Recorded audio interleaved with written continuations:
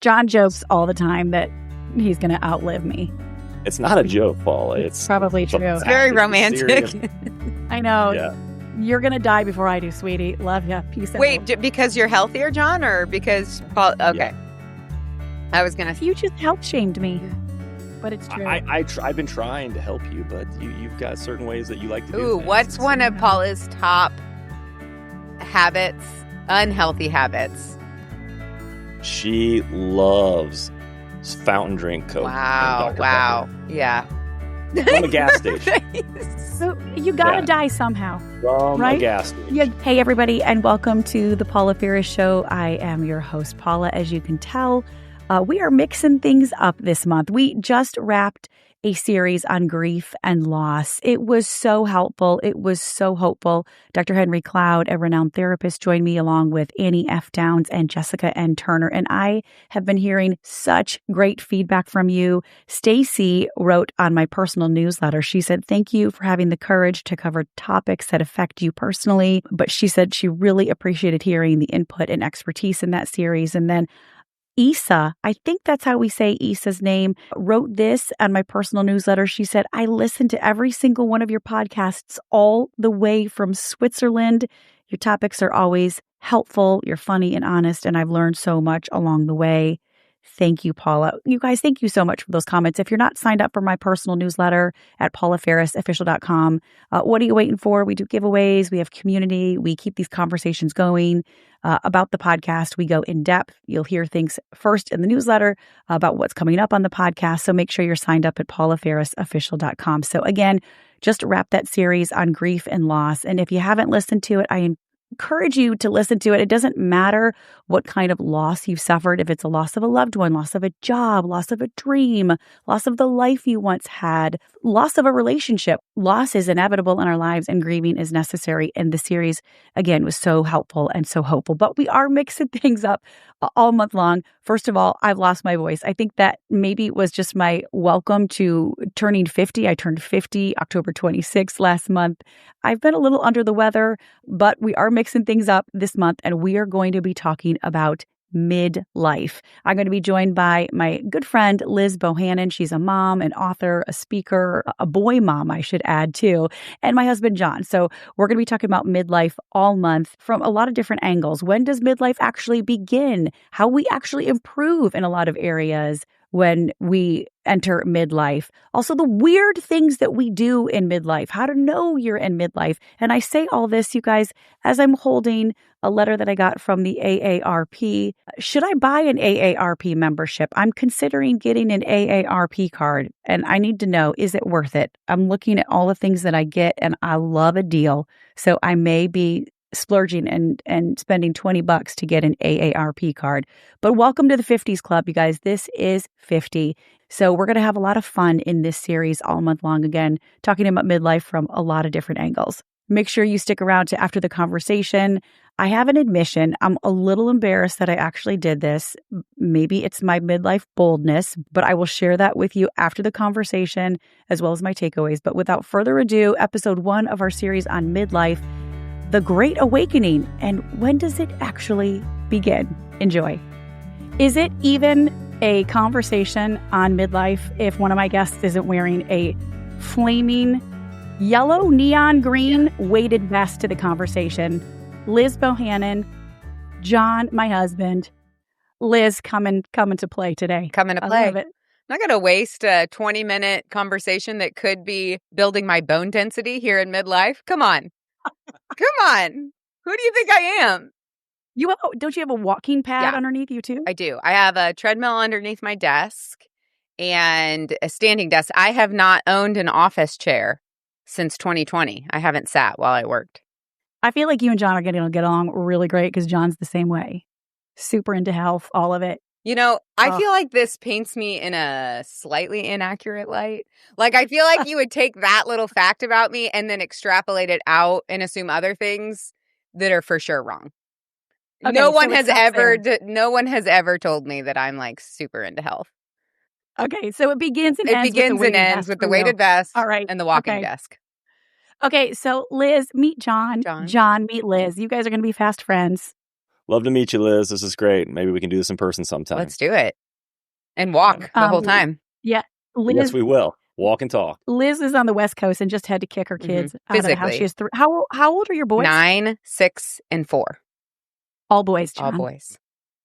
Yeah. Wow. A lot of testosterone in It's that a house. lot of that. I will tell you what happened to me yesterday that was peak boy mom moment. I'm outside getting a little row in. Okay, so actually I do exercise occasionally. I mainly row to watch The Pit. Have you seen The Pit on HBO yet? No. Oh, gosh. Paula and I have talked about it. It seems very so intense. intense. We have? It's like the ER reboot, but you can't call it that. Yeah. But the whole concept is it's a 24-hour period or maybe a 12-hour period in an ER. So every episode represents 1 hour in the ER. And it is super intense, so I can't watch it before I go to bed. So the only way that I'll watch it is if I go out and have a row, and then I watch it while I row. Okay. Anyway, I was rowing, and when you say row, you're not actually getting no. in I'm the like water on rowing. a rower. It's a rowing machine. Yes, on a rowing machine. And my kids That's came impressive. out, all 3 of them. It was like just right before dinner time, and they all came out and they're like, Mom. And I was like, what? I took my AirPod out, and they pause my row machine. They're like, we need your full attention for this. And I was like, okay, what? They had just gotten out of the shower, the 3 of them, and proceeded to tell me, you're never going to believe what we did. We all took a shower together, and Theo peed on Will, and then Will peed on Jack, and then Jack peed on Theo. It was a pee triangle. So those are the announcements that are making up the days of my life. How's raising teenagers going? And does that stop? Does the pee triangle come to an end at any point in the near future? Never. No, not for boys, never. No, I mean, we have many bathrooms in our home, but they, especially our youngest, will walk past all the bathrooms, go outside and pee on a bush. There's just something. A bushweed. I don't know what it. But you know what? I don't know if this is too graphic, but if I had a built-in hose, I would want to do the same thing. I mean, that would I have to imagine it would be really satisfying. It would. I will say, when it comes to like gender equality, I mainly love being a woman. I just love it so much. I mean, I would say multiple times a week, I'm like, gosh, I love being a woman.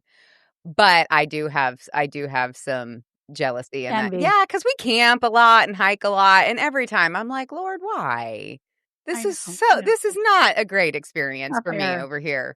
I will say we get way more of a quad workout, you know. And they do say, have you heard that the strength of your quads is one of the most important like physical health indicators going into old age, because it determines how long you'll be able to get in and out of chairs by yourself. So quads are so maybe that was the good Lord's protection on us. Yes. So Liz, you're telling me that I should be peeing sitting down from now, or peeing squatting? You should be squat peeing if you want to catch up to us, Sean. We're going to outlive you anyway. I mean, statistically speaking, we do know that. We can talk more about that. I knew we would go off the rails. Okay, so I think before we even get into this conversation, we need to be very forthcoming and transparent about our ages, because there's a whole debate about when midlife even begins. And pardon my voice, you might think it's a sexy voice, Liz. I spent my 50th... Late night FM DJ voice. Yes, I spent my 50th birthday in the ER. Oh, I love Delilah. I loved listening to her. Oh, yeah. Logged a lot of hours. I was in the ER over the weekend because I have an upper respiratory infection. So like right before this, I was doing my nebulizer, which is for my asthma, and then this little contraption. Gosh, girl, you look good for being in the ER this weekend. It was not how I imagined spending my 50th birthday, but it was a great weekend. You know, we bought a Costco membership. Wow. I don't here's to 50. Nothing screams more midlife. I'm surprised y'all made it to 50. I know. Well, we had a Costco membership. We let it lapse, and then we bought a Sam's Club membership. So now we have both Sam's and Costco. It's very exciting times in our household. Wow. Lap of luxury. We also, John, we went to a basketball game for one of our kids and a baseball game. They had a really great steak dinner for me over the weekend to celebrate, which is really, really awesome. A lot of kids sports. And we went to a Halloween party as well. We did go to a Halloween party. Yeah. It was very festive, very active weekend. And then the ER did happen, but it happened at 3 a.m., not 3 p.m. No, and you just literally woke up and you couldn't breathe. Couldn't breathe. Wow. Started having a bit of a panic attack. Of course you did. So that is terrifying. That's a very, very scary experience. You know, I've been there. Woo, that is fun. Welcome to 50s, babe. This is what. So I'm 50.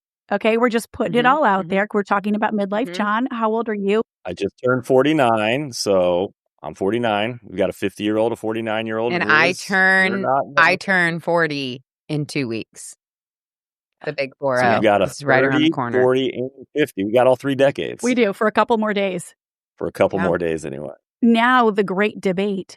When does midlife begin? That is a good debate. I've seen as early as 35. The National Institute of Health classifies ages 35 to 44 as early middle age, but the commonly cited age is 44. Okay.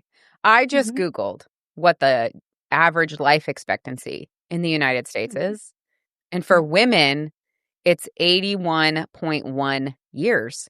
So this is challenging for me because I'm like, well, let's just go with the technical midpoint, but that would be at like 40 and a half. And I disagree. I don't identify as midlife, for the record. Did you Google women who actually wear weighted vests? Good question. No. So right now, and stand. They say that sitting is supposedly as bad for you as smoking. Yeah. Should we stand? But we'd have to like reorient the cameras and everything. I do have a standing desk. I've got a standing desk. I could easily just raise it if I wanted to. So I think I'm going to lean into, me personally, I do think I'm getting to 90. So I'm claiming 45. You're getting to 90? I think. Okay. I don't know. And also, don't you think by then, I mean, it's unimaginable, actually, what is going to happen to life expectancy from a technological standpoint, right? People don't really talk about that. I also think, no, but then like this younger generation is the first generation that won't outlive the previous generation because of the standard American diet. They're on their screens all the time. They're not working out. They're not playing. They're not outside. And things might be different in Oregon. They are very different in Oregon. I know. Well, they're clearly having a P triangle. So right there.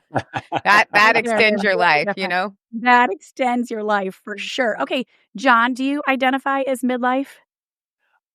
I think once you get to around that 44, 45, you do start thinking about like the future a lot more, and you can be more reflective of the past. And I think when you can see like 20 to 40 years on either side, you're starting to think, whoa, okay. I don't think I've ever experienced a midlife crisis, but I do think I'm getting more midlife reflective. And I'm thinking more fondly of the past and maybe romanticizing the past more than it was, and starting to think about the future a little bit more than I had, and not just be so present. But do you say I'm in midlife? Would you admit that? Because Liz is saying no. She's in clear denial. Liz, you're in clear denial. Or I'm just I'm here representing the pre-midlife demographic. Thank you for your commitment to. Well, if I look at my family, we've got a lot of people who make it well into their 90s. So I'm, getting close to that midlife. John jokes all the time that he's going to outlive me. It's not a joke, Paula. It's probably true. It's very romantic. I know. Yeah. You're going to die before I do, sweetie. Love you. Peace out. Wait, because you're healthier, John, or because Paul? Okay. Yeah. I was going to. You just health shamed me. But it's true. I've been trying to help you, but you've got certain ways that you like to do things. What's one of Paula's top habits, unhealthy habits? She loves fountain drink Coke. Wow. Pepper. Yeah. From a gas station. So you got to die somehow. From a gas station. You got to die. You know what? If my affinity for a crisp fountain drink, which, by the way, 75% diet, 25% regular. I appreciate that. That's going to take a year or two off my life. So be it. Yeah. I'm going to go to the grave happy. I'd rather die with a little bit of meat on my bones. I'm like, you got to die somehow. A little bacon, a little butter, a little heavy cream, some fountain drinks. Give it to me. I feel that way. I definitely resonate with the whole, like, if it shaves a couple years off at the end of your life. I'm great with that. Like, I definitely feel like I'm making some trade-offs that I feel fine about. Okay. John, what other unhealthy habits? I don't feel like I have a lot. I don't think you have a lot. Right, John? I just think anytime I try to offer some suggestions or coaching, even if it's a good idea, it immediately gets shut down. And if somebody else maybe offered that idea or suggestion, if Liz, you recommended, she'd be like, oh, yeah, it's a great idea. Don't you think that's just a dynamic in a relationship? Yeah, probably. Liz? Oh, yes. You know that scene in, I think it's Father of the Bride 2, where she comes, or maybe it's the first, I can't remember. She comes home with her boyfriend and her dad is like, honey, you should put a jacket on. It's cold outside. She's like, oh, stop it, Dad. And then her boyfriend's like, hey, sweetie, it's a little chilly outside. You might want to grab your jacket. And she's like, oh, really? Okay. Oh, And really? she puts the jacket on. I feel like that dynamic happens in marriage where your spouse tells you something and your ability to just quickly hear it and receive it is a little bit different sometimes than an outsider. And Liz, that is teenagers in a nutshell. You can tell them the same thing as a trusted friend or mentor, and they will ignore you and say, hey, Mom, so-and-so told me this. And you have to just swallow your pride. Oh, totally. I did tell you that 2 weeks ago, but that's okay. Not only swallow your pride, but I feel like that's a strategy. Like I am indexing heavily on the adults in my children's life that aren't me investment. I am like, I am padding the bench going, there's going to be, I'm going to have a whole bench of people that when you are completely ignoring me, I'm not even going to say it. I'm just going to tell Uncle Alan to tell you that. And we're just going to bypass the whole thing. Yes, I love it. You got to have the Uncle Alans on the bench. Okay, you guys, now that I'm 50, there's a couple of things that I really love. And number one, I love a bargain. And number two, I love to be really cool at night when I sleep. That's why I'm so excited to tell you about Cozy Earth's Black Friday deals. They are already here. You know that I have been singing the praises of my Cozy Earth sheets. They are made from viscose from bamboo, which essentially wicks the heat away from your body. But Cozy Earth also offers a bamboo pajama set, which is phenomenal and a great gift idea for any woman in your life that may or may not be perimenopausal or menopausal. But I'm telling you, the ladies in your life are going to love the bamboo pajama set. It's got the same science behind the sheets. You're going to sleep several degrees cooler. They also have a bubble cuddle blanket, something that I love to wrap around myself and my kids during our family movie nights. And the best part about it all is Black Friday is already here, so you can use my code PAULA, that's P-A-U-L-A, to stack on top of their site-wide sale. And that could give you up to 40% off. Again, use my code PAULA at Cozy Earth and wrap the ones that you love in luxury with Cozy Earth this holiday season. Make sure you tell them that I sent you. Oh, John, why don't you tell Liz, speaking of fountain drinks and how you can shame me every now and then, what did you say when we passed a Wendy's last week or 2 weeks ago? Goodness. It was a joke. It was not a just joke. kind of came spontaneously. We went to a high school volleyball game, and it was in kind of a remote area. We've only been there like once or twice to a game. Mm-hmm. And as we're driving, we're like, maybe we should grab some food. And Paula goes, oh, I remember there's a Wendy's up here on the right. And I just instantly joked, Paula, you never forget a Wendy's. And he did not, when I said it, I didn't really mean it that way, but it come on. And now it's just become like a little inside joke. It has. Babe, you never forget a Wendy's. I love it. You know what? Most Wendy's have that cool fountain drink machine where you can mix and match like 100 different flavors. You talk about diversity. But Liz, after I said that, she did say, we're not going to Wendy's now. Like mad. And I don't think you've been to Wendy's since I said that, like 2 months ago. No, but I've wanted to. It's okay. Wanting and going are two different things. They've got a great fountain drink machine. And also, the Frosties, the mini Frosties are a great deal. And I really appreciate the portion. I'm pretty big on eat whatever you want, whenever you want, and if you control your portions. And so... Yeah, you're 39, Liz. That's why. Okay? Wait until you're 40 and then 50. Wait until you're 40. In 2 weeks, your metabolism is just going to go... It does. Well, I will say, things are, I think you can say falling apart, or maybe you're falling into place. I do think you're going to be more confident and you don't care what people think about you, but there's no denying that your body does start to break down a teeny bit, and you don't metabolize the foods the same way you did in your 30s, where I could eat anything pretty much that I wanted. And now it's how much protein am I getting? Mm-hmm. Am I lifting heavy weights? Am I wearing my weighted vest right now? Am I getting enough sleep? Am I having my creatine? Am I getting my fiber? Am I on my hormone replacement therapy? I mean, you could go on and on. See, you're scaring me. It's amazing. Don't be scared, but you just have to prepare differently. You prepare a friend of mine, Dr. Jen Ashton, said, especially for women, but men too, you prepare one way for the first part of your life and you have to prepare another way. You can't keep doing the same things you did in your 20s and 30s in your 40s and 50s and 60s. You have to prepare differently. Okay, so the great debate, when does midlife begin? There's no, according to the Googles, there's no single definitive start date for midlife, but age 35 is often cited as the beginning. Liz, I'm so offended admittedly, by that. she's so offended, so offended. However, modern views suggest midlife may begin later, around 44 to 60, due to longer lifespans and evolving life stages. So I like 60? that study a lot better. I know. I feel like no. 60 is But a little generous. yeah, Little I thought so optimistic. too. I think we extended the runway a little bit Mhm. with that one, don't you? I'm landing on anywhere from 40 to 50. That feels like an acceptable range. But there is no denying what's happening to not just our bodies, as I mentioned, Liz. I mentioned a lot of the physical changes, but honestly, I think emotionally, mentally, it gets better. And there are some stats I'm going to bring to you later in the series, which might surprise you. But our mind is undergoing significant changes in midlife, and we're reevaluating our identity and our life choices, and that can lead to a lot of emotional shifts, some good and some bad. I feel but it's that. this reevaluation period. I think for me, the mental kind of existential identity piece of midlife has hit before the super physical part for me. Yeah. I think I honestly feel like a few years ago, probably in my late 30s, I started feeling this kind of shift. And you had a large, I would say you had a pretty consequential career shift. Yeah. Recently. Yes. So that definitely obviously contributes when you have a big external life factor, but it felt so, I will honestly say it felt really right to me that it was happening around midlife.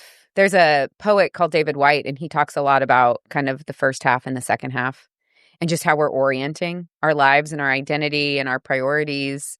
And so I have felt a very significant shift from my 20s and 30s coming here into my 40s emotionally.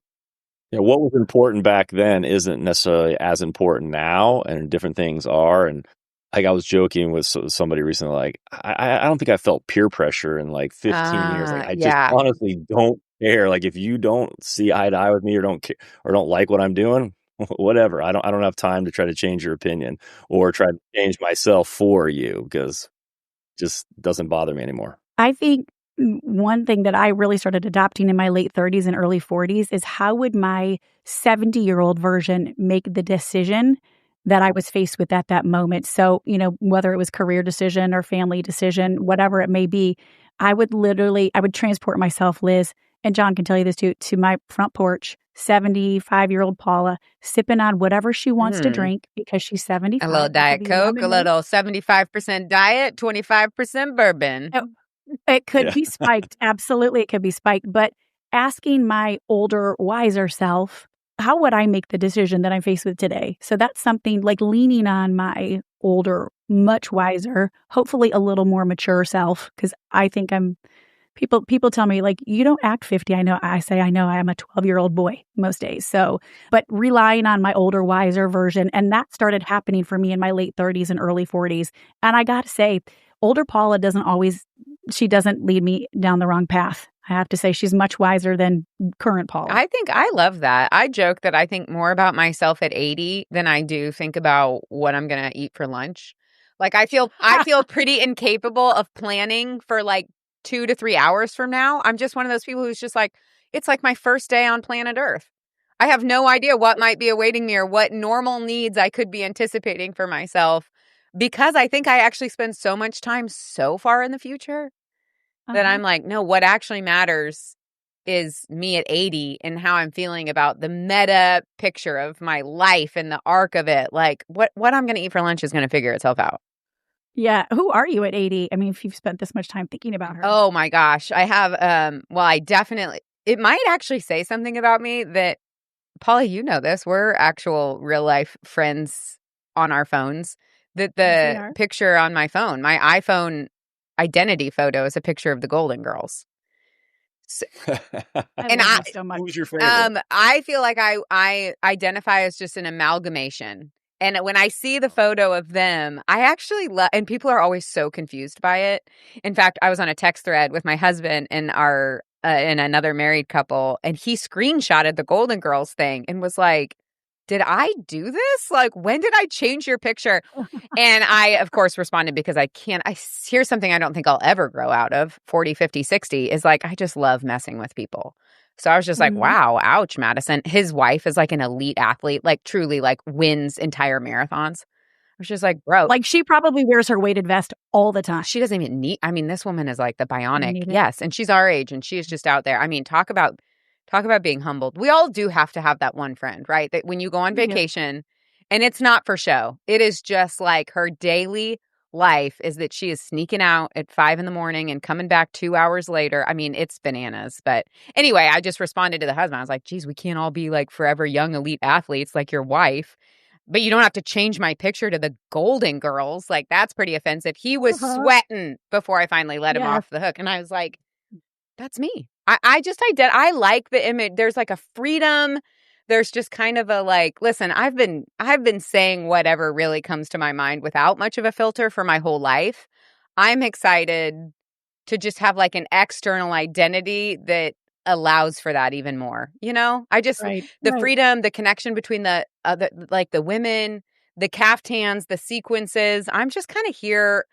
I want to lean into it. I'm not trying to disappear. I think that might be something specifically for women. I don't think men experience this as much, but I've read a couple of pieces of fiction literature written by women coming into midlife. And I feel like one theme that I've picked up on is this kind of great disappearance, meaning other people stop, like specifically for women, attention goes away. And it's just kind of like all of a sudden I show up and as an older woman, the attention or just the presence that maybe I commanded as a younger woman is gone.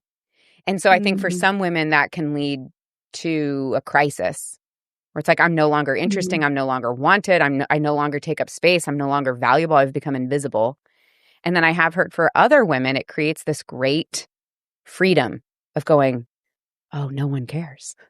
I'm invisible. Yes. I can do whatever I want, you know? Yeah. And that's, I'm leaning into that of just like. And I would take it one step further. It's not that no one cares, but it's, I don't really care anymore. Like, it's not that I don't care about people and I'm apathetic towards life in general. I just don't care what people think about me anymore. And that doesn't mean that I'm going to be rude and steamroll people. It's just, it doesn't keep me up at night. And that's so, like, let people think what they want. They're entitled to their opinion. It's not going to change who I am. And I'm not super caught up in it anymore. So I would take it a step further. Here's a theory, and I don't know if it's true. Okay. My theory is it that we stop caring what people think, or is it that have people kind of largely come to their conclusions about who you are by the time you're 40 or 50, so they're no longer looking for evidence? I think you've come to the conclusion of who you are and that you're not going to change for other people. Yeah. And, you know, you either like me or you don't. Right. I think that. And I think, but we're always growing and changing, and it's a journey, and we're evolving through even until age 90, Liz, which that's your expected life expectancy. I do think you're just putting that out there. That is something when I think about myself as 80, I really envision an 80-year-old who is changing her mind about things.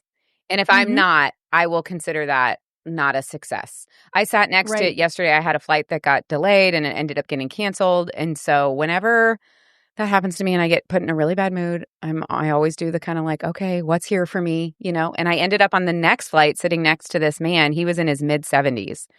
We talked the entire flight from Dallas to Portland. And first of all, I will say I did test out. I kind of knew this podcast was coming. And so just very casually, I like at some point in the conversation referred to myself as like a middle-aged mom of 3. And he goes, "You're not middle-aged. You're a kid." And I was like, thank you. That was a test. That was a test and you passed.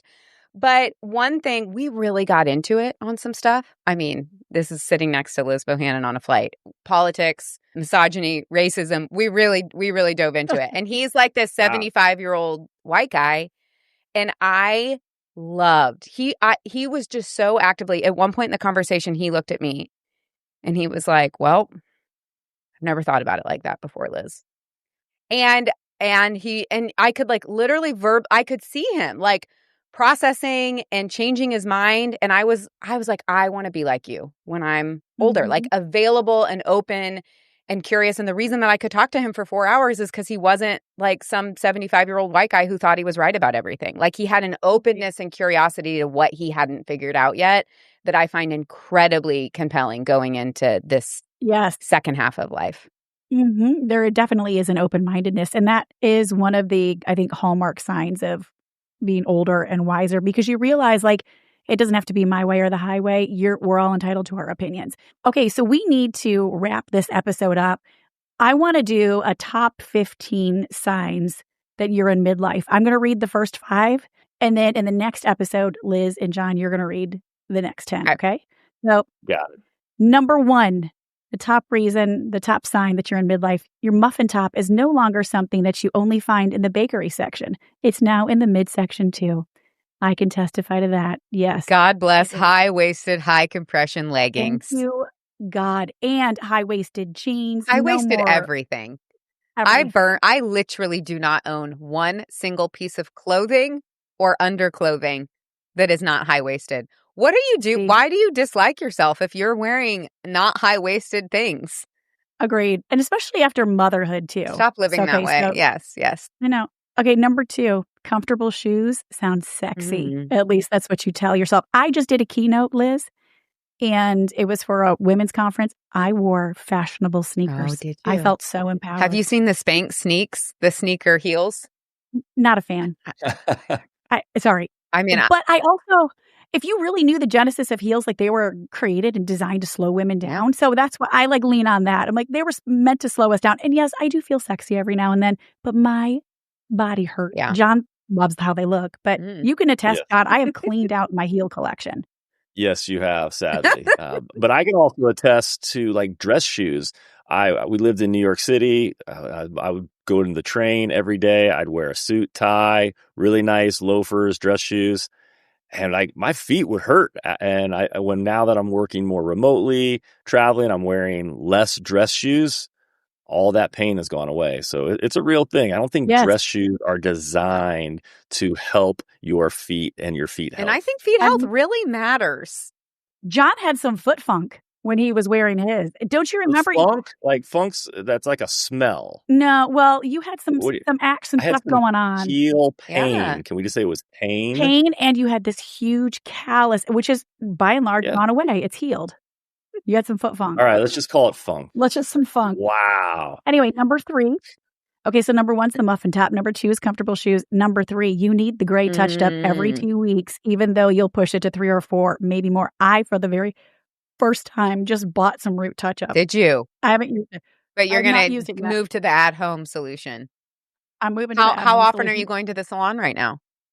Every 4 or 5 weeks, but I don't always get color. I just get a dusting, like a trim. Oh, you're going every 4 to 5 weeks to get a trim. Just get a trim. I have baby fine hair. You have luscious, thick hair. I have baby fine hair that needs to be just a dust. I do feel like also the fact that you have dark hair makes gray. That's a harder road. Like it's more dramatic. It really is. But I think the payoff is there for you because dark hair turns silver. Blonde hair turns like mousy gray. White. Or white. I don't know. I feel like it's like gross. Like, okay. The 4th sign that you're in midlife, 10 p.m. is a late night out. Yeah. I mean, come on. We stayed out for our Halloween party, got home at 11, didn't we? Maybe 11:30. Yeah.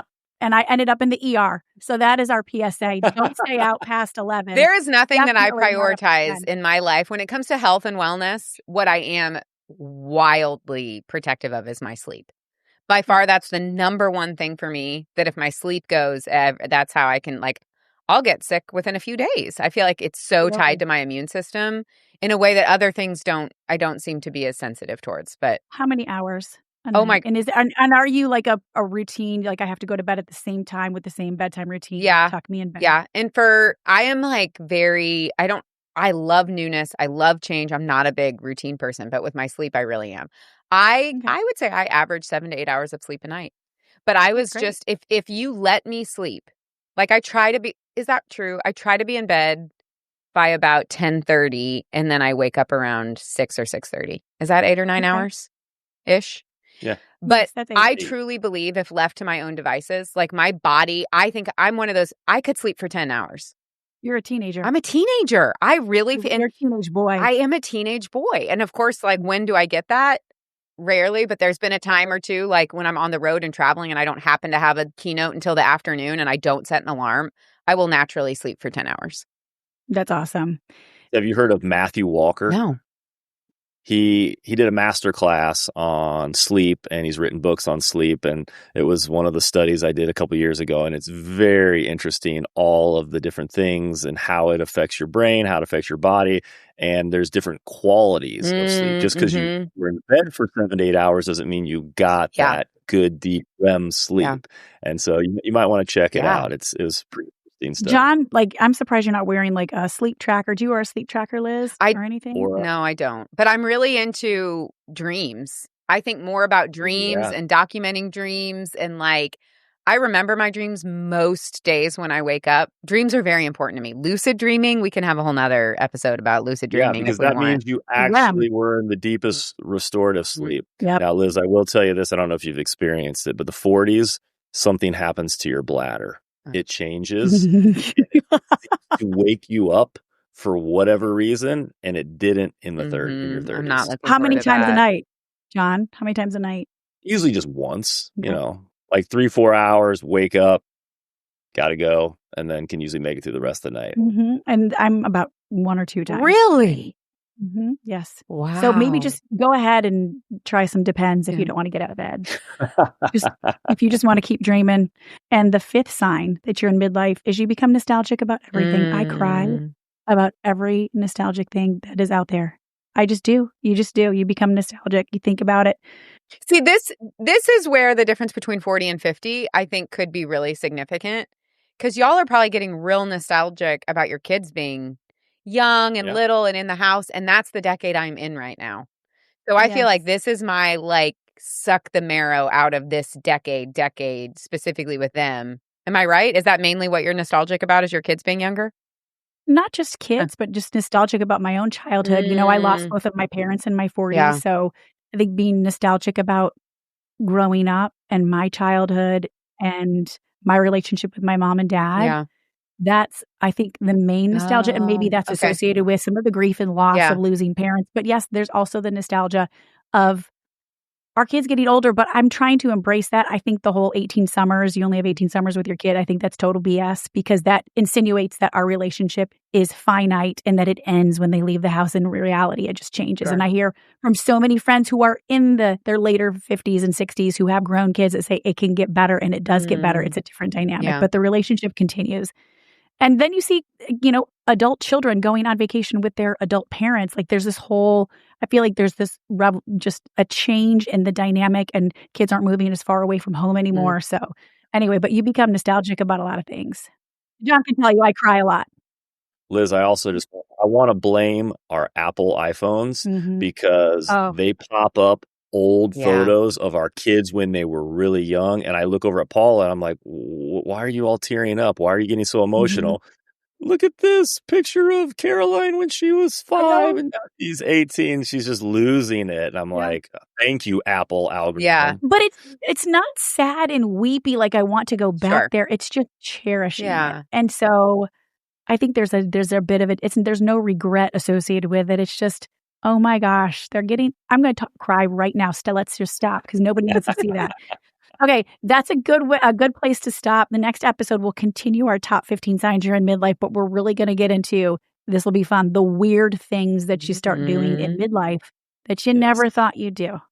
The really weird things, Liz. The weird. Like wearing a weighted vest. You're in midlife. You're in midlife, Liz. Right there. That is proof positive, the weighted vest.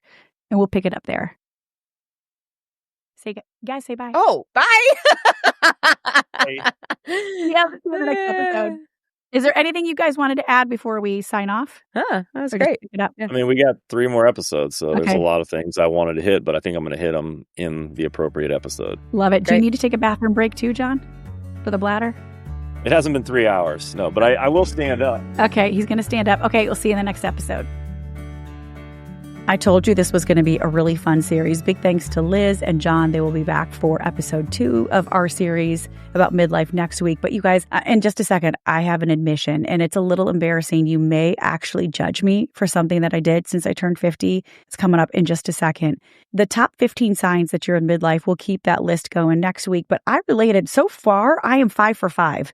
The muffin top, the comfortable shoes, the gray touched up, 10 p.m. is a late night out, and you become nostalgic about everything. In particular, the gray. I honestly bought the very first box of touch up for my hair. I have yet to use it. You can, if you're watching on YouTube, Paula, cover up your grays. I haven't had a chance yet, but I promise I'm going to do that sometime this month. Also, hopefully I'll get my voice back this month. Just struggling with laryngitis. Welcome to 50, everybody. I spent the night in the emergency room on my birthday weekend, so that was fun, but it's really struggling to get my voice back. Maybe things aren't falling apart, but they're just falling into place, but my voice excluded. So just bear with me throughout this month as I have my late night DJ voice. Okay, so the big takeaway before my admission is just that we're undergoing such significant changes, including this reevaluation of identity and life choices. I'm a firm believer. I think midlife starts around 35. Liz is a denier. She doesn't even believe she's in midlife. John, I think, is still in denial too. As Liz said, you emotionally may feel that you're in midlife before you physically feel like you're in midlife. Just getting nostalgic, reevaluating life choices, and reevaluating your identity. These are all really good things. Okay, so here is my admission. Went to the movies with my daughter and her college friend, and I bought the tickets online. And this was after I turned 50. This was just last week. Should I buy the senior discount ticket? I did. I Googled it, and it said a lot of theaters start honoring the senior discount at age 50. So I did it, you guys. I bought a senior movie pass to go see a movie with my teenage daughter and her college friend. Do I feel a little shame? A little bit, but I saved $2.50. And then, of course, I reinvested that on the other side, and I bought popcorn and snacks. But that's my admission. Am I a bad person for doing that? But look, the option was there. And hey, I'm going to take advantage of it while I can. That's why I'm strongly considering getting my AARP card. I love a bargain. I love a discount. Am I wrong for doing that, though? You guys, I'm sure you'll let me know. But I just had to get that off my chest. I told my husband, he's like, you did not. I said, yeah, I mean, I'm 50. I'm midlife. Welcome to the 50s club. I will take every discount that I can. All right, that's going to do it for this episode. Next week, we're back with our series on midlife with more fun. And we are going to talk about the weird things that we start doing when we're in midlife. Things that we never thought that we would have identified with or done before. And we start doing them in midlife. And we'll continue that list of the top 15 signs that you're in midlife. Again, we're going to have a lot of fun throughout this series, a little change of pace from last month's series on grief and loss. And I will see it next week as we continue to talk about it. Let's pray my voice comes back. See ya. I know you guys thought you were done with me, but not quite yet. I have one more thing to tell you about. If you're watching on YouTube or you're listening on your favorite podcast platform, don't forget to subscribe to the show. I don't want you to miss a single beat or a single conversation. And remember, my DMs are always open. Tell me what you want to talk about.